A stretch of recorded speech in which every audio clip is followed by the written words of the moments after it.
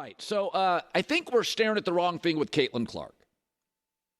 So Caitlyn Clark, and we all know this, is that when you're a college player and then you come into the pros, the game's much faster and it's more physical. And so there's always bumps. But I tend to just look at your production. So Caitlyn Clark's production is incredible. She has now done 4 straight double-double games, points and assists. 15 points, 12 assists, 13-11, 19-13, 29-13 last night. Incredible. She reminds me of Andrew Luck, same city. Doesn't have a lot of support. He comes in with terrible O-lines, has to win by a shootout. At the time, breaks the rookie passing record, 4,400 yards, 28 total touchdowns, goes 11-5. And all anybody wants to talk about is, well, he threw a lot of interceptions. Yes, college to the pro, the game is faster. The corners are better. But 4,400 yards, you're looking at the wrong stuff with Andrew Luck.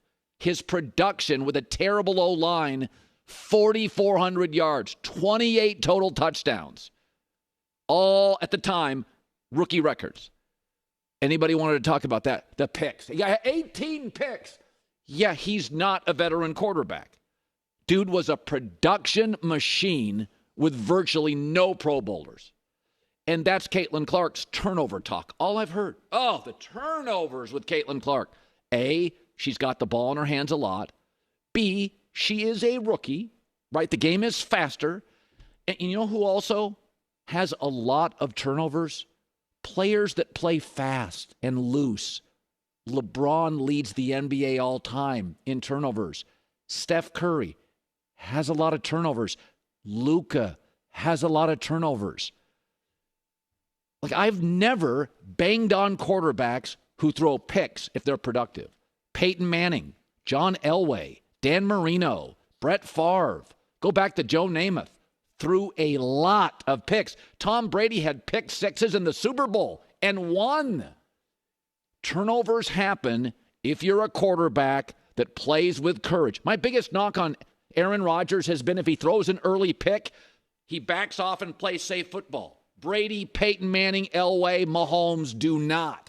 Let it rip, baby. Play fast and loose. You got to have a short memory in the NFL. And you got to have a short memory in basketball if you play fast. Steph Curry can have back-to-back awful turnovers. He's going faster the next time down the floor. And that's what makes him Steph Curry. So I think with Caitlyn Clark, and if you look at her numbers in the last 10 games, she's not only good, she's getting better. As she's catching up to the speed, she's getting much better, much more quickly. So it's one of those things. I will support quarterbacks who are highly productive and throw some picks. I'm not going to support Daniel Jones, who throws picks. But I will support Trevor Lawrence with some of his turnovers. He can be very, very productive. Josh Allen came into this league. He was a little wild, but he was wildly productive. Joe Burrow, Matt Stafford, they throw interceptions. They're great. Like Mahomes is like historically unique. You get the production without the picks. He's the best quarterback ever. After Tom Brady, who gave you the production with no picks. That's why those are the GOATs. Joe Montana. Now, it was a different time, but Joe didn't give you a lot of picks. That's what separates great from, top 2 or 3 guys ever. But I'm okay with Favre and Burrow and Stafford. And I'm okay with Caitlyn Clark's turnovers. She's good. She's productive. Double-doubles are right now. In fact, I looked it up this morning. Caitlyn Clark, her production, she is second in the WNBA in assists per game. By the way, not like she's got a lot of finishers on that team. So she's second in the league on a team without a lot of finishers. She's third in total threes made. When everybody in the league knows, guard Caitlyn Clark if you're playing Indiana. It's not like she's got all-star teammates who are taking off some of that. So you turn the telescope. You're staring at the wrong stuff with Andrew Luck for years. You're staring at the wrong stuff. The turnovers don't bother me. And those will come down over time. She'll catch up to the speed of the game. Interceptions, over the course of time, Trevor Lawrence won't throw as many. Caleb Williams for Chicago this year. My guess is he's got some turnovers. Year 2, fewer. Year 3, he'll find the light comes on, the game slows down, then he'll be fine. If you want to see the Caitlyn Clark effect, here it is.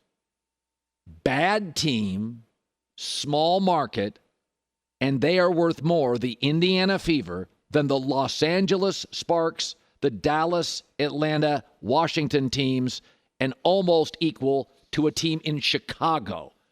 This is a bad team in a small market. I feel like I'm watching a little bit like when Tiger Woods, came to the PGA Tour. Suddenly, within a year or two or three, all the golf purses started to explode. It lifted all boats. But the difference is Bryce Harper to baseball, Tiger Woods to golf, let's say Conor McGregor to the UFC, they did not save those sports. Golf was making money. Baseball's always made a ton of money. Dana White and UFC were making money. It did, however, illuminate those sports to a greater level. More people watched. More people were interested. But the WNBA, since its inception in 1996, I think 97 was the first year they played, they've lost big money every year. The losses aren't as sizable last year and the previous 7 or 8 years, but they were like $10 million. Losing money. In fact, so much so that in 2018, teams moved to smaller arenas. In a city of 10 million people, New York, the Liberty, we're averaging 1,700 people a game. The WNBA Finals this past year got 700,000 viewers, about half of what the newly formed UFL championship game got. Caitlyn Clark, to some degree, is saving the WNBA. This is not Conor McGregor. The UFC was ascending and profitable. This is not Bryce Harper to baseball. Teams in baseball are and remain flush with cash. This wasn't exactly Tiger Woods to golf.